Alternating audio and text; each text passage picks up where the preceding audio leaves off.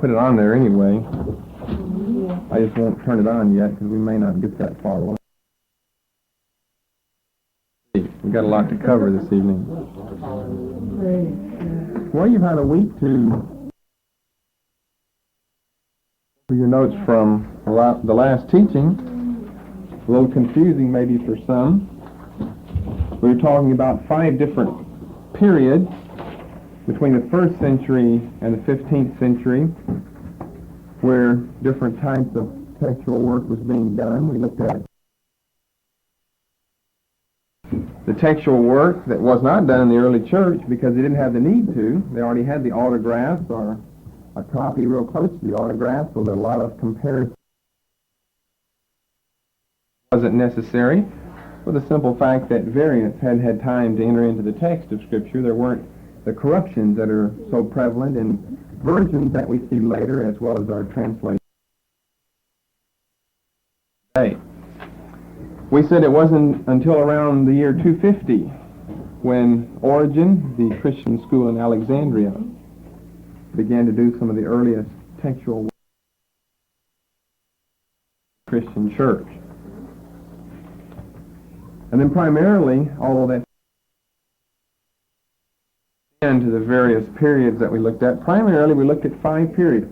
Remember something about those different periods? The 1st to the 4th century, we summed it up the last time. The 1st to the 4th century were concerned with the writing in script on papyrus and with uncials.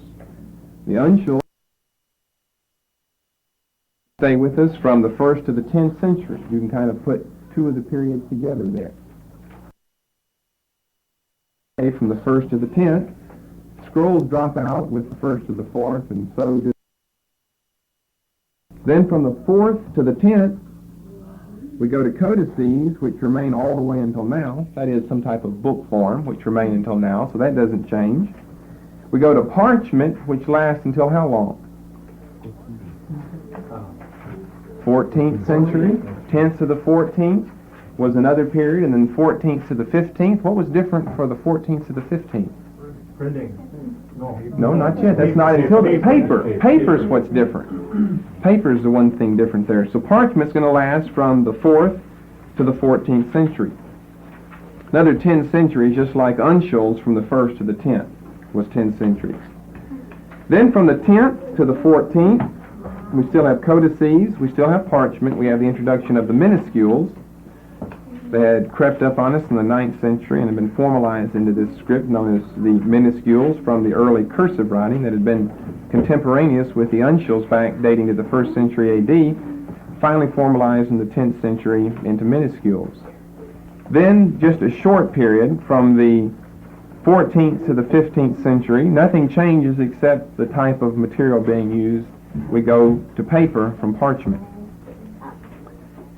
And then we said from the 15th until now, we have the printed page. Now, another thing that we were talking about back in that message concerned the Byzantine text type. We said that from the 4th to the 8th century AD, we were having a process of standardization taking place, which resulted in the Byzantine text type. Remember, Constantinople became the capital of the Roman Empire. Constantine moved his capital from Rome in around 330, I believe, AD, to Byzantium, which was renamed Constantinople. The scribes of the empire who are putting forth the official manuscripts of the day are all localized in Byzantium or Constantinople. Therefore, the text that they're going to produce is going to have essentially the same type in it because they're all together and they're all going to be basing what they're writing on the collective manuscripts that they have at their disposal. So we have at this time the formalization, really the conclusion to the Byzantine text, the 8th century AD. At the same time, we said that from the 8th century AD until the Reformation era, really not a lot of things changed concerning the text type. Now, with the invention of printing, and then about a half a century later, the great Protestant Reformation under Zwingli and Luther and Calvin, which, by the way, encouraged independent thought.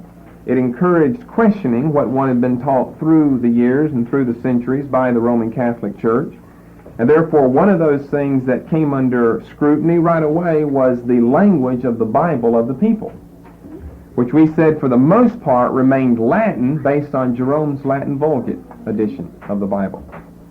Now, when we get to looking at translations later on in our class in Bib Lit, we'll see that as early as the first few centuries A.D., there were already translations of the New Testament into other languages. But we're talking primarily about Europe because this is where the educated, civilized population is located. And for the most part, although there were other versions and translations in Syria, in the Near East, as well as in North Africa, for the most part, the only Bible that the countries and the peoples, the masses of Europe had was the Latin Vulgate edition of Jerome that had been done way back around the 400 AD mark.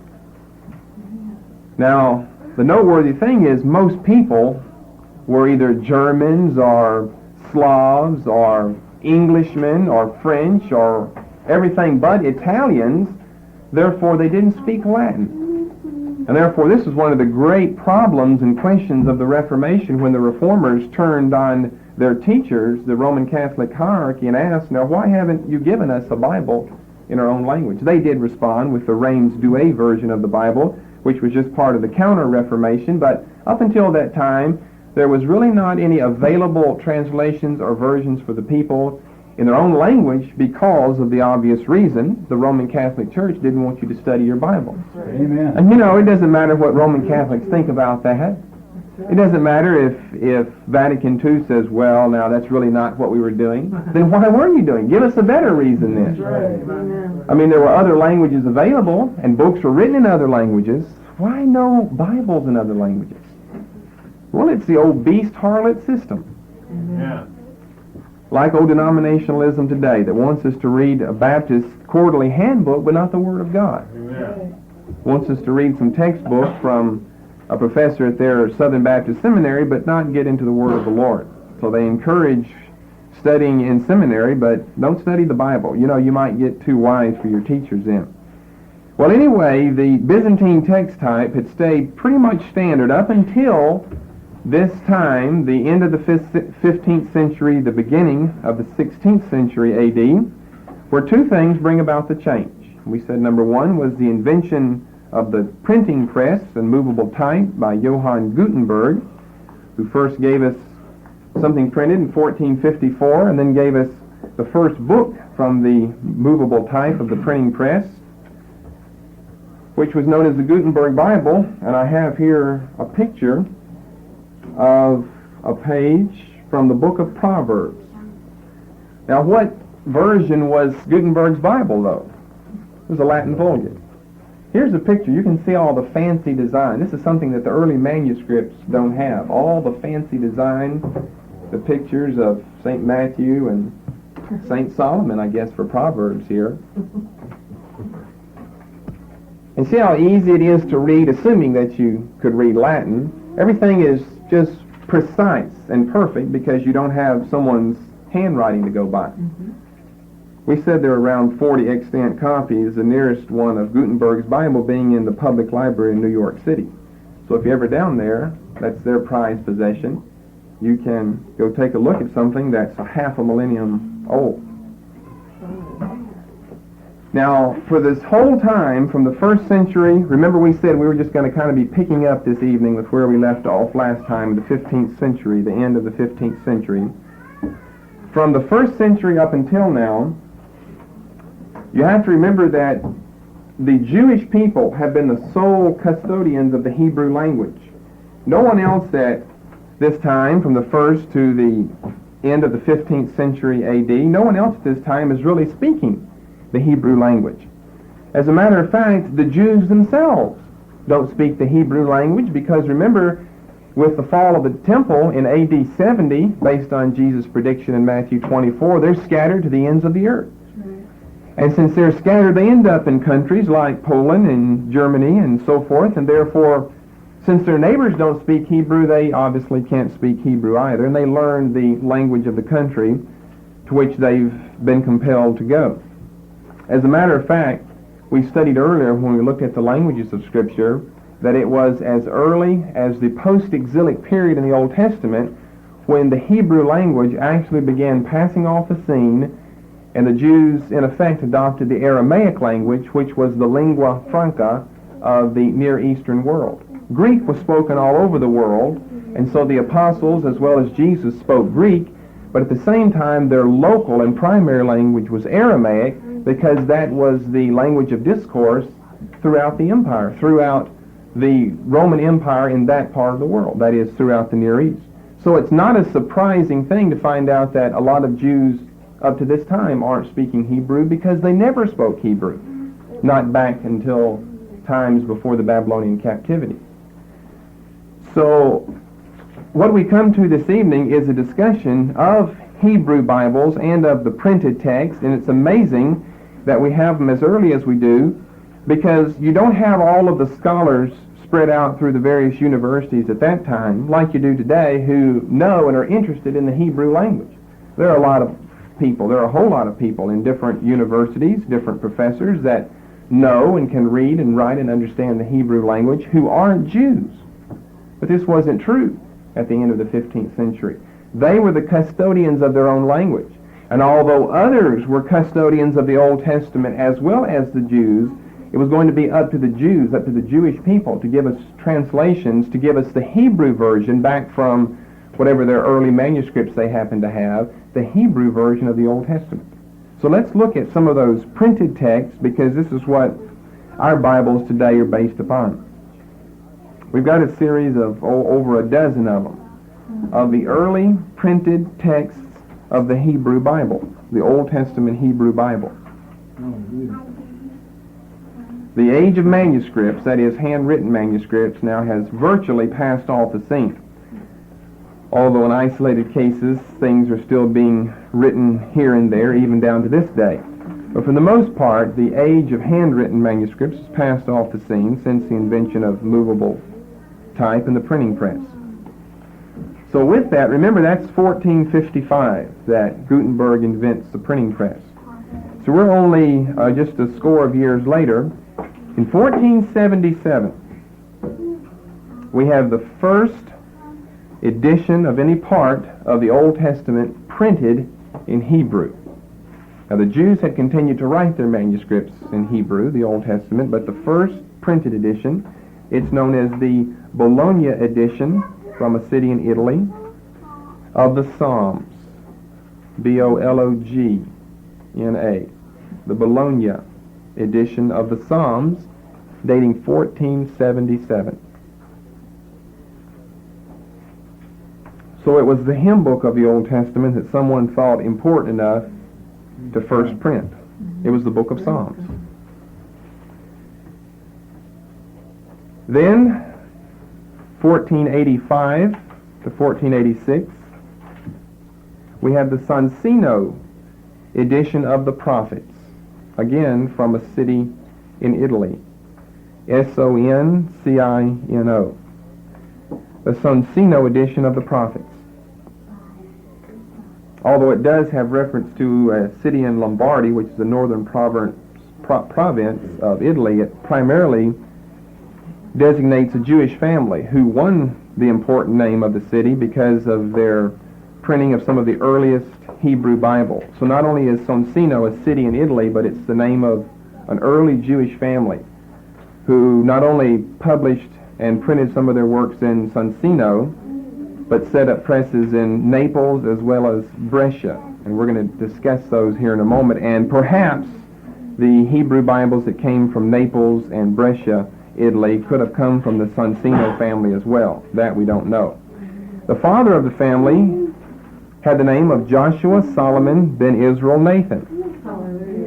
He got just about all of them, I think, in his name. Joshua Solomon ben Israel Nathan. He was the founding father of the Jewish family known as the Soncinos, who are important for their printing of some of the earliest Hebrew Bibles. We're only talking about the printing press. We're only talking about the printed text now. The age of the handwritten manuscripts, which is really what a manuscript is, it's handwritten as opposed to a printed text, has virtually disappeared now.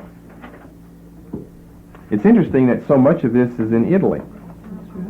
As a matter of fact, all of them that I see in the first half a dozen, except one, which is in Portugal, is in Italy. That's just where a lot of the Jewish people happen to be located. Then the third, we're giving them to you, the important ones in chronological order. The third important text, they're just known by the name of the city. If it's Soncino, it's the name of the city as well as the name of the people and the name of the part of the Old Testament that was printed. Bologna edition of the Psalms, the Soncino edition of the prophets, and then thirdly, the Naples edition of the writings, 1486 to 1487. 1486 to 1487. Now, Naples was one of those cities where the Soncinos set up presses, as well as in Brescia, which we'll get to in a moment.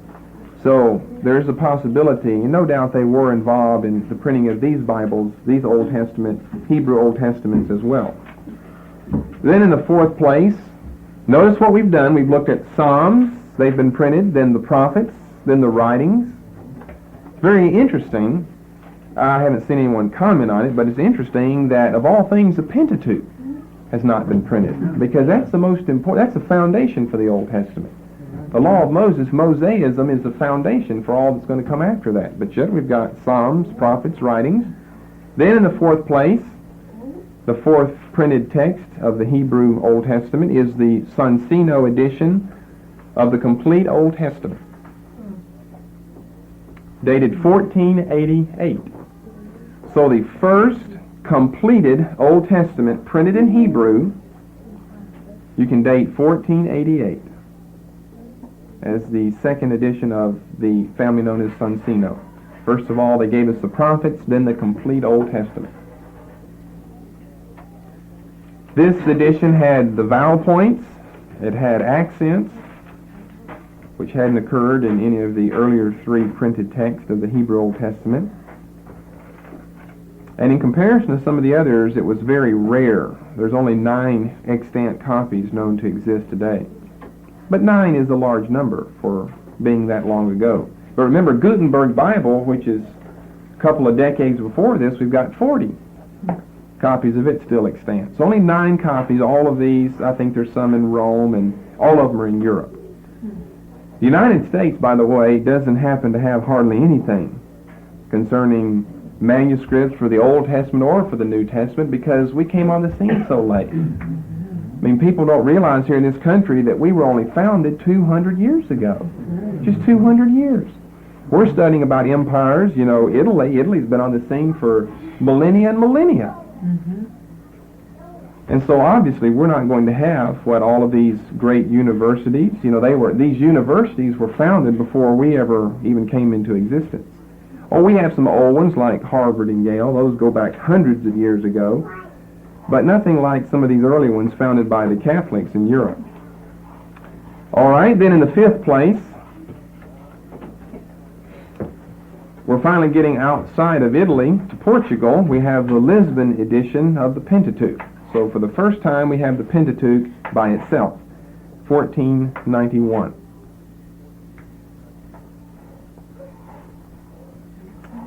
Then, the sixth printed Bible was the Naples edition of the complete Old Testament. The second time we've had a complete Old Testament, 1491 to 1493. These are the most important ones. These are the earliest and most important ones. Then in the seventh place, we have the Brescia edition of the complete Old Testament, Brescia.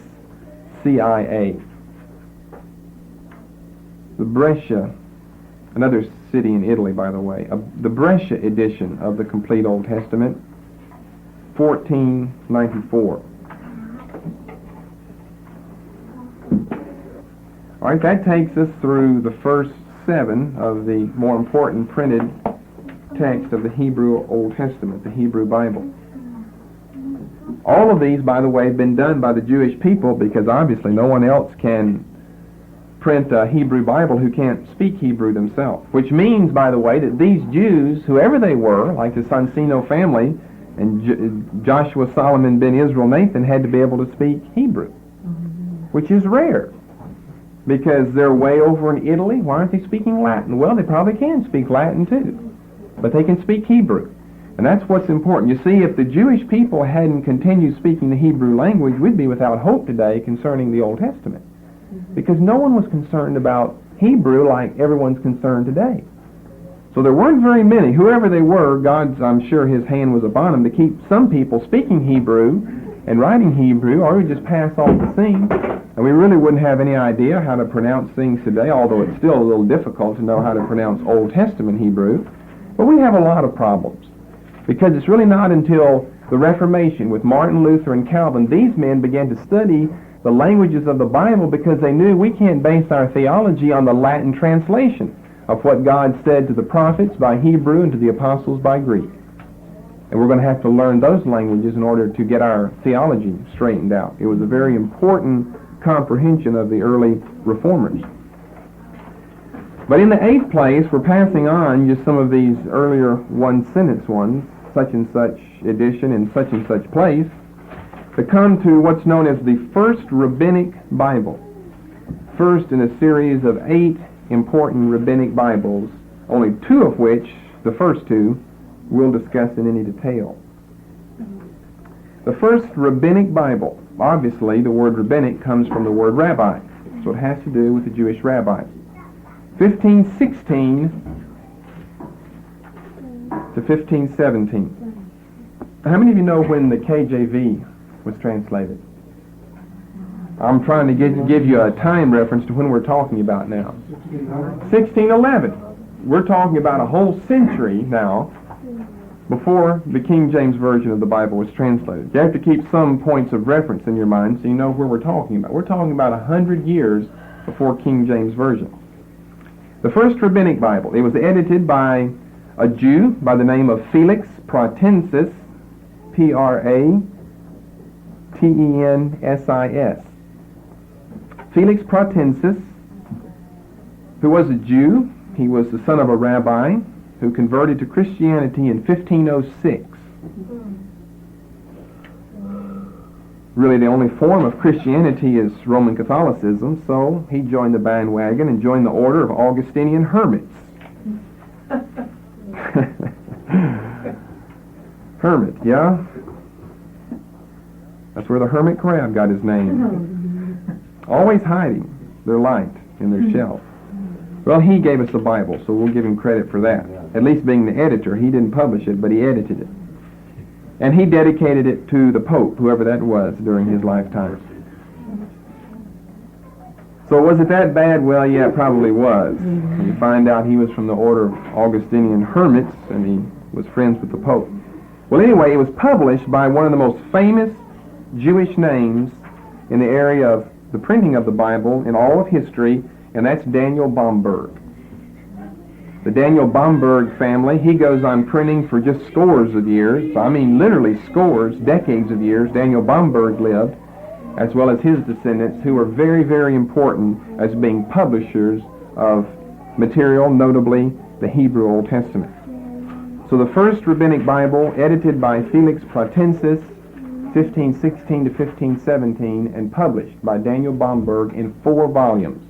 You'd have like Volume 1, the Pentateuch, and then you have Volume 2, the Prophets, and Volume 3, the Writings, and then Volume 4, the Glossary of Terms, your indices, and a lot of other things to conclude it with. No variants, because variants really weren't discussed at this time.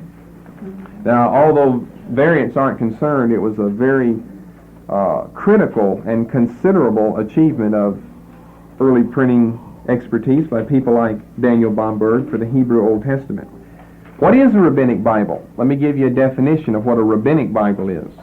Some have been done since these important 8, but not as important as these early 8. A rabbinic Bible is a printed copy of the Old Testament from the 16th or later century, this just barely made it, 1516 to 1517, which contained some or all of the following four things. It had to have the Hebrew text, the Targums, the Masorah, and the rabbinic commentaries. Now, not all of them had all four. As a matter of fact, this first one didn't have any Masorah, but it did have the Hebrew text, the Targum, or at least a Targum. I think it had more than one Targum, and the rabbinic commentaries. But the other ones generally have most, if not all, of these, although I still think of another one, I think his third edition, that left out, again, some of the Masorah, just like the first one had done. What's the Targum and the Masorah? Well, you can see probably from your outlines and so forth that we'll be getting to that later to discuss what the Targums and the Masorah were. You see, because we've been raised in American Gentile Christianity, most of us, unless you've done some study, are totally unfamiliar with the Hebrew people and their customs and their Bible and so forth. But the Targums and the Masorah, as well as the rabbinic commentaries, although you might be able to guess, at least in the ballpark, of what the latter would be, those things are easy to understand and necessary to understand if you're going to study the Jewish people and their important writings concerning the printing of the Old Testament. Now, like I said, this first one doesn't have any Masorah, but it's important because it's the first of the rabbinic Bibles that's going to contain some, if not all, of the four things: the Hebrew text, the Targums, the Masorah, the rabbinic commentaries. It has, all of them have to have the rabbinic commentaries before it can be considered a rabbinic Bible. As I said, Bomberg was the one who published this. He was an important printer in Venice of Hebrew Bibles, as well as some of his descendants, but primarily his name will stand out in your readings, Daniel Bomberg. Okay, the second rabbinic Bible, much more important than the first one. And by the way, each time Bomberg, I think he goes through the first four as being the publisher of the first four of the rabbinic Bibles, and then he passes off the scene and someone else takes over. But he always would select a different editor for each one of them. He started off with Felix Pratensis, and then for the second rabbinic Bible, he chooses a man by the name of Jacob ben Chaim, Chayyim. Again, a Hebrew Christian. You see, all these Jewish people that we're talking about thus far are Christians as well. The first one was a Catholic Christian. I don't remember whether this is a Catholic or a Protestant one, probably a Protestant one. But anyway, Jacob ben Chaim is the editor of the second rabbinic Bible. Daniel Bomberg, the publisher, again in 4 volumes of 925 leaves, published in 1524 and 1525.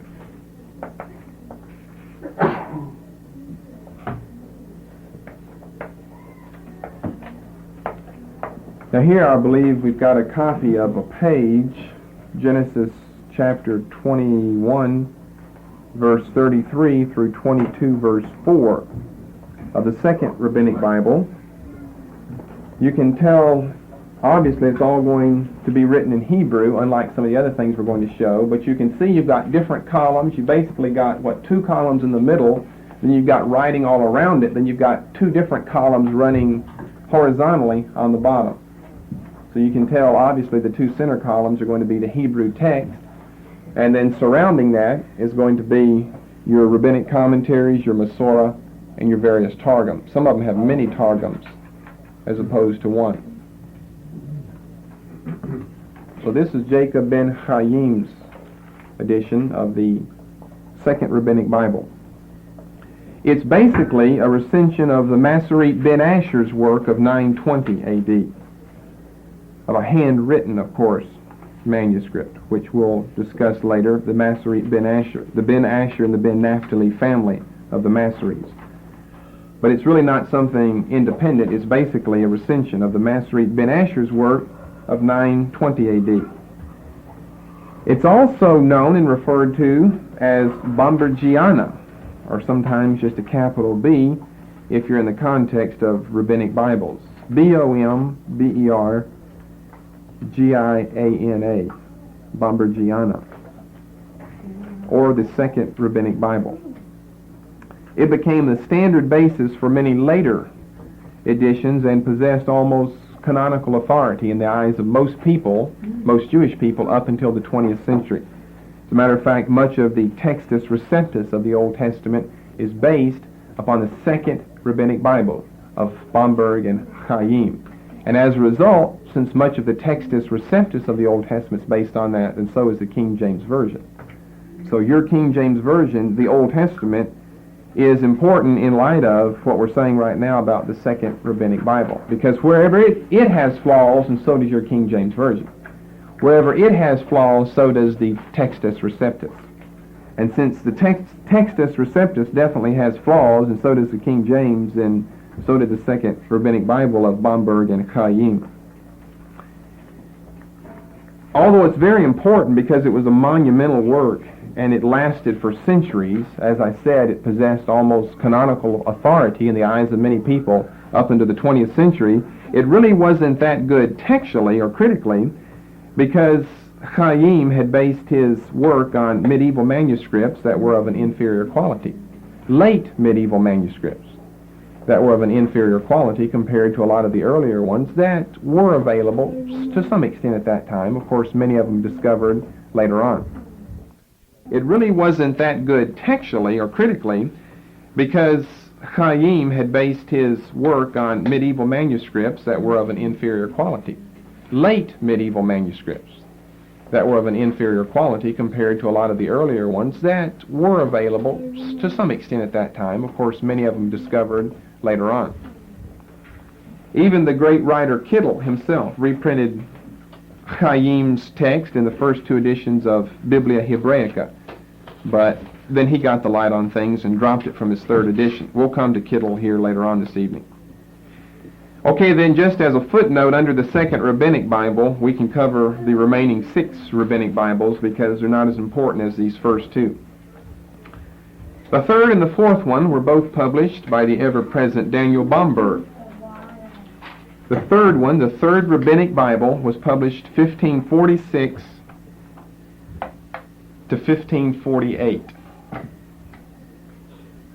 And this notably left out some of the Masorah, which never was contained in the first Rabbinic Bible to begin with, but which had been incorporated into Chaim's Second Rabbinic Bible. And so it's just up and down. The first one leaves it out, the second includes it. Bomberg in the third edition leaves out some of the Masorah. His fourth edition is really a restoration of Chaim's text because he restores the Masorah. The fourth edition was published in 1568. Again, under the ever-watching eyes of Daniel Bomberg. Now, when we get beyond the first half of the Rabbinic Bibles, that is the first 4, then we enter the scene of a lot of different editors, a lot of different publishers, but none of them as important as Pratensis, Chaim, or Bomberg, so there's no need in mentioning them. But we'll give you the dates anyway of the editions. The fifth edition, the Fifth Rabbinic Bible, published 1617 to 1619.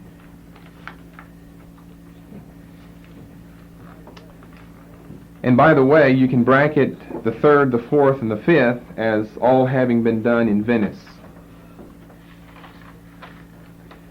The sixth one was done in Basel, Switzerland, 1618 to 1619.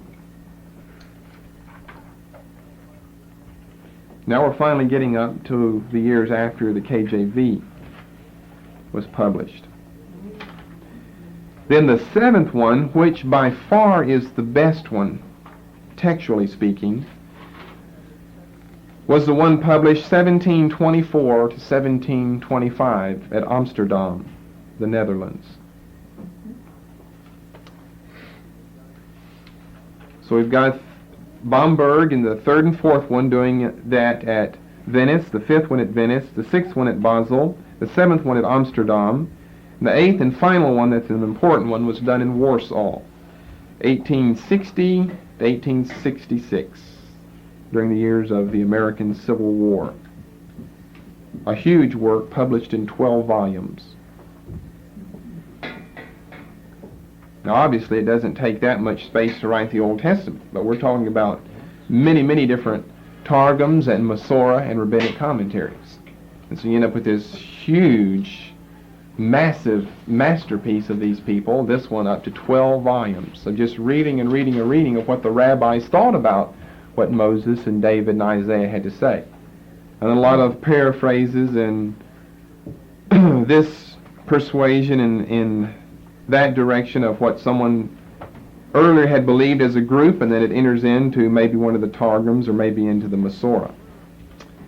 Now there were rabbinic Bibles printed all the way up into the 20th century, but these 8 are the important ones, especially the first 2 as well as the 7th one, which is the most important one. That is the most reliable one, published and printed at Amsterdam.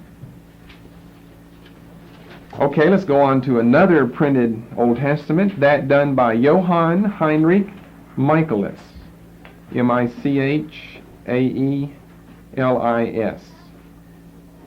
sometimes abbreviated as the capital M with a superscript 1, of the year 1720. He was a Protestant theologian and Orientalist at Hull, and his contains a very important, one of the earliest, critical apparatus, which we'll abbreviate from now on as simply a CA. And what that amounted to, a CA was always, if it was included at the end of your publication, and in your critical apparatus, what you'd do is compare the variants of a certain number of manuscripts, however many you had at your disposal, and you'd show which variants were there, and of course we could see from the main portion in the main text of your book which one you selected out of that group that was available. And so from here on out, many times you'll have a CA, a critical apparatus, that is appended to the end of the work. And this will show what variants were considered by the editor or by the publisher, and then of course which variant was incorporated into your text. So for the first time we have a very important CA attached to the end of the edition by Johann Heinrich Michaelis. Then the next Hebrew Bible to come out came out under the name of Benjamin Kennicott, Kennicott, the Benjamin Kennicott edition. His name was another famous name for editing Hebrew manuscripts. 1776 to 1780. He was an Oxford theologian and librarian. And his work as a librarian, of course, had given him the start into his work of looking through manuscripts and preparing to edit his own Old Testament in the Hebrew language. He compared variants from 615 manuscripts, which was a large work to be done that early.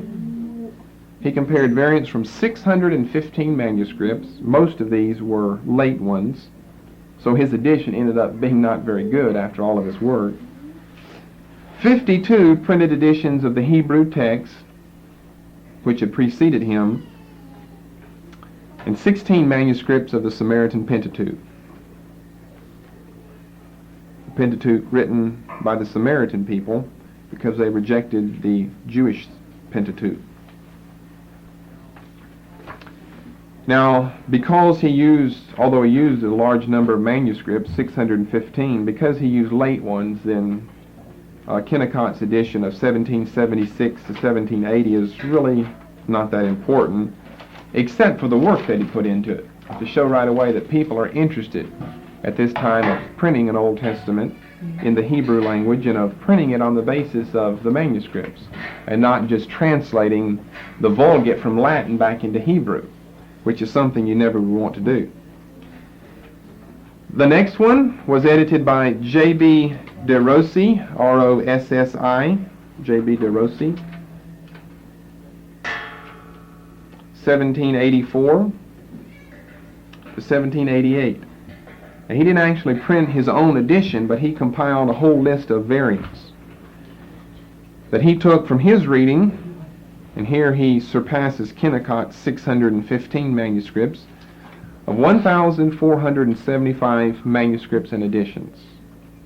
spent years studying the manuscripts and earlier editions of the Old Testament to print up a huge list of variants. Obviously, his list of variants is going to be a lot greater than that of Kennicott, because Kennicott hadn't used nearly as many works as he had. His is not very important because he mostly deals with the obvious scribal errors, pluralities of words, verb forms, punctuation, and things like that really aren't important to the theology and to the meaning of the text itself.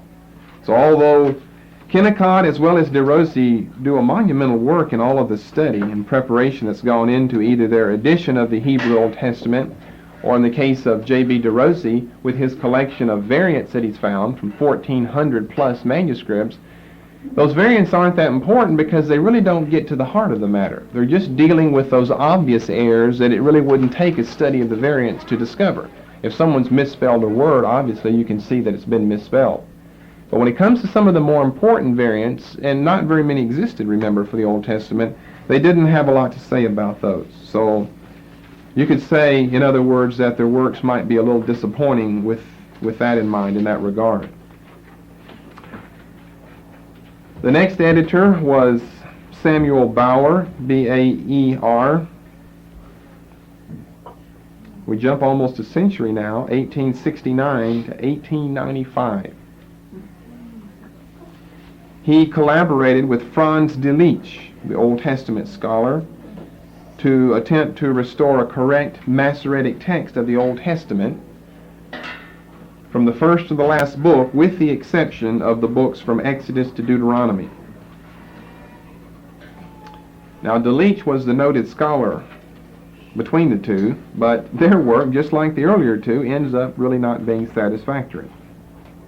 People were grasping at the subject of variants. No one had ever discussed variants before, you see. That wasn't even a discussion for most of these people before.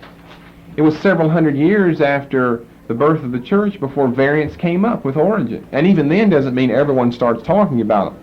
Because then you enter into the Dark Ages, the medieval period, the Middle Ages, and people are concerned about a whole lot of other things. They're wanting to go take the Holy Land away from the Turks. They're not too interested in, now, is my Bible correct in what it says? They're after blood to fight the holy wars that they called the Crusades. They're holy wars. They're pilgrimages to the Holy Land, not only to see it, but to fight and rid the land of the infidels that lived there. So they're not really concerned. That's not until we get up to the 18th century, the end of it, and into the 19th century. We discussed before in creation how the 1800s have been a critical time for the whole world, but especially for the church, because of the rise of biblical or higher criticism. Everybody wants to criticize everything about the Bible. Now, it's had some positive results, namely the overthrow of the Textus Receptus question, but it's certainly had more negative results than positive ones. Going on to another one, another Hebrew Old Testament, is the one done by Christian D. Ginsburg. Ginsburg. Christian D. Ginsburg. He prepared an edition in 1926 for the British and Foreign Bible Society. In essence, he's got the text of the Second Rabbinic Bible, edited by Jacob ben Chaim, but unlike Chaim, he includes a CA of variants from 70 manuscripts and 19 editions that were published before the year 1525. But his work wasn't very important either.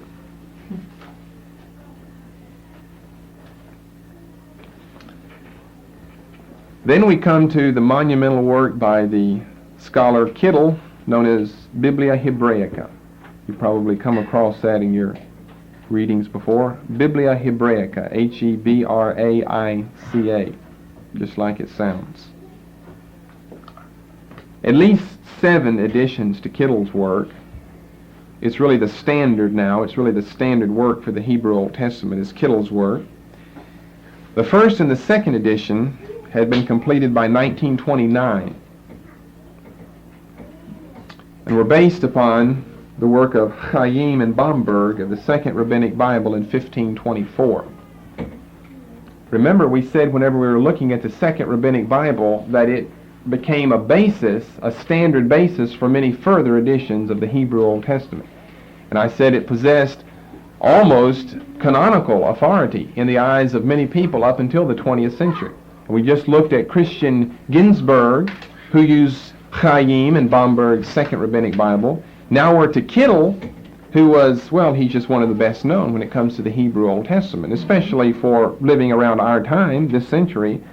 He's certainly the best known person, and yet he's still referring to the Second Rabbinic Bible, which is really not that good, because remember, Chaim used those late medieval manuscripts that were of an inferior quality. Not a quality of the parchment or the paper they were written on, but a quality of the text that was used in the manuscript. So for the first two editions, he still stuck, as most people were, to the Second Rabbinic Bible of 1524. He drops it by the third edition. The third edition, published in 1939, gives us Kittel's work based on the Codex Leningradensis, named after the Soviet city of Leningrad. Leningradensis. Leningradensis. Like it sounds. Leningradensis. Leningrad, in other words. Then you've got a fourth, fifth, sixth. One of the more important ones was the seventh edition, published in 1951, which for the first time included the Dead Sea Scrolls of Isaiah and Habakkuk, that is, the variants from Isaiah and Habakkuk, the Dead Sea Scrolls. And there have been editions since then, but the seventh one is one of the more important ones, since the Dead Sea Scrolls and the variants that the manuscripts of Isaiah and Habakkuk contain now finally enter into some type of printed edition Hebrew of the Old Testament. Now the last one we want to look at, the most modern one, the Hebrew University in Jerusalem, began in 1965 to work on a new edition of the Old Testament. They first of all published a sample of Isaiah chapters 2, 5, 11, and 51. And then in 1975, the complete portion of Isaiah 1 through 20 was published. What it amounts to thus far that they published is an exact reproduction of Codex Aleppo, Aleppo, which we'll study when we study Hebrew manuscripts of the Old Testament, which makes that codex available for the first time to everyone. It had a fourfold CA at the end, which described the history of the Old Testament text under four divisions. So it had a fourfold critical apparatus, a fourfold CA that they published thus far. Now they haven't finished. All they've gotten done is some in Isaiah. It's a huge undertaking and will no doubt take many, many years to complete, if it's ever completed, and if and when it is, it probably will be the best it's ever been done, until someone comes along to better it. That's what we're studying, the history of someone who comes along and betters what's been done by someone earlier. But a fourfold critical apparatus that describes the history of the Old Testament text under four subdivisions. Number one, the variants of the early versions. Then number two, the variants of Judean desert scrolls and rabbinic works, which means Dead Sea Scrolls, Judean desert scrolls. The variants of, as well as Murababat, which is also in Judean desert. The variants of Judean desert scrolls and rabbinic works. It's a huge CA at the end. Then, thirdly, variants of the medieval manuscripts. They have them broken down from the early versions to the Judean desert scrolls and rabbinic works, Thirdly, to the variants of the medieval manuscripts. And then fourthly, they contain the peculiarities of script, pointing, and accents.